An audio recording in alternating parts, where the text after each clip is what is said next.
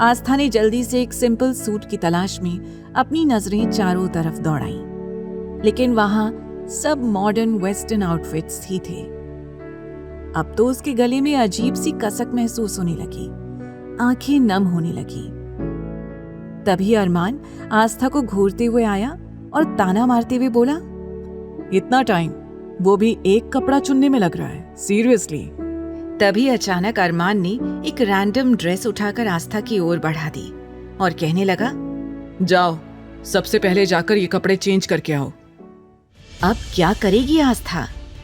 अरमान ने जैसे ही आस्था से कपड़े पहनने को कहा, आस्था की आंखें घबराहट से फैल गईं, क्योंकि जो रैंडम ड्रेस अरमान ने आस्था को उठाकर दी थी वो एक ट्राउजर और उसके ऊपर टॉप था जो फैशनेबल था। उसकी स्लीव्स में सिर्फ एक बारीक सी डोरी थी और इसके अलावा उसमें कोई बाजू भी नहीं था। आस्था कभी एक नजर अरमान को देखती तो कभी उन कपड़ों को देखती। उसने जल्दी से पीछे मुड़कर बाकी सबको देखने की कोशिश की, लेकिन उसने देखा कि आकाश और सुमित एक जगह खड़े होकर अपने लिए कुछ शर्ट देख रहे थे। वहीं ध्रुव और आहन जानबूझकर सेल्स गर्ल्स को परेशान कर रहे थे। कभी उन्हें किसी चीज को दिखाने के लिए कह रहे थे तो कभी किसी और चीज को। वहीं देव एक जगह लैपटॉप लेकर वहीं पर बैठ गया था और अरमान का काम करने लगा था। वहीं अरमान भी अपने काम में बिजी था। अब आस्था बहुत ही ज्यादा अनकंफर्टेबल हो गई थी और मन में बोली, अब मैं क्या करूं? किससे अपनी परेशानी शेयर करूं? मैंने तो कभी इस तरह के कपड़े नहीं पहने हैं। आस्था ने थोड़ी सी हिम्मत करके अरमान से कहने की कोशिश की, लेकिन अरमान जी, ये कपड़े। अरमान ने बिना आस्था की ओर देखे जवाब दिया, तुम अभी तक यहीं हो? तुम्हारा दिमाग खराब हो गया है क्या? या तुम जानबूझकर मेरा सारा दिन बर्बाद करना चाहती हो?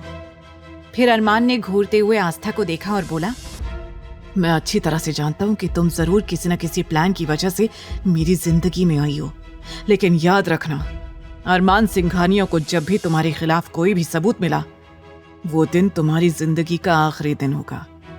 अब जितना कह रहा हूं उतना करो, जाकर फटाफट से कपड़े चेंज करो। वैसे भी अपने इस गंदे कपड़ों की वजह से तुमने पहले ही काफी ड्रामा कर लिया है। अरमान फिर से अपनी आईपैड स्क्रीन को देखने लगा। आस्था अरमान की बातें सुनकर इमोशनल हो गई थी। उसकी आंखों में आंसू आ गए। उसे समझ नहीं आ रहा था कि आखिरकार उसकी गलती क्या थी और उसने ऐसा क्या किया था जो अरमान उसके साथ इस तरह का बर्ताव कर रहा था। आस्था के पास इस ड्रेस को पहनने के अलावा और कोई रास्ता नहीं था। उसने बेबस होकर ड्रेस को उठा लिया और फिर चेंजिंग रूम किस तरफ है ये देखने की कोशिश करने लगी। आस्था जब प्रियंका और उसकी मामी के साथ शॉपिंग करने के लिए आई थी, तब प्रियंका ने कई लहंगे ट्राई किए थे जो वो शादी में पहनने वाली थी। इसीलिए उसे पता था कि चेंजिंग रूम वगैरह में जाकर कपड़े चेंज करते हैं। क्योंकि आस्था अब कोई भी बात बोलकर अरमान को एम्बैरेस्ड फील नहीं करवाना चाहती थी। आस्था सोचने लगी, शायद अरमान जी ठीक कह रहे हैं। मेरी वजह से अरमान जी की काफी बेइज्जती हो रही है। वो इतने अमीर आदमी हैं और उनकी बीवी बिल्कुल गंवार है। मुझे किसी भी चीज की कोई नॉलेज ही नहीं है। जल्दी ही आस्था को लेडीज चेंजिंग रूम का साइन बोर्ड दिखाई दिया और वो ड्रेस लेकर उस ओर चली गई।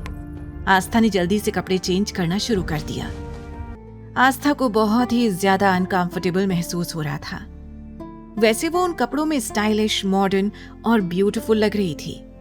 आस्था को लगा कि वो इन कपड़ों में बाहर नहीं जा पाएगी, इसीलिए उसने ऊपर से अपना दुपट्टा ले लिया और उस दुपट्टे को अच्छी तरह से अपने हाथों पर लपेट लिया और दरवाजा खोलकर जैसे ही बाहर जाने को हुई, अचानक से उसे लगा कि मानो बाहर से दरवाजा बंद हो।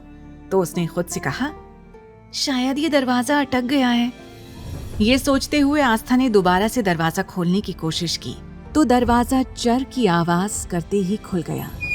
आस्था धीरे से बाहर निकली, लेकिन तभी उसकी नजर सामने खड़े दो अनजान लड़कों पर पड़ी जो वहीं ट्रायल रूम के बाहर थे। आस्था वापस अंदर आई और झट से दरवाजा बंद कर दिया। उसकी सांसें तेज हो गईं। उसने घबराते हुए कहा, अरमान जी कहाँ चले गए? और यहाँ तो अनजान लड़के खड़े हैं। मैं इन कपड़ों में बाहर कैसे जाऊं? आगे की कहानी जानने के लिए देखें अगला एपिसोड सिर्फ पॉकेट एफएम के यूट्यूब चैनल पर। और तेरे इश्क में के सारे एपिसोड्स को सुनने के लिए डिस्क्रिप्शन में दी लिंक से डाउनलोड करें पॉकेट एफएम ऐप।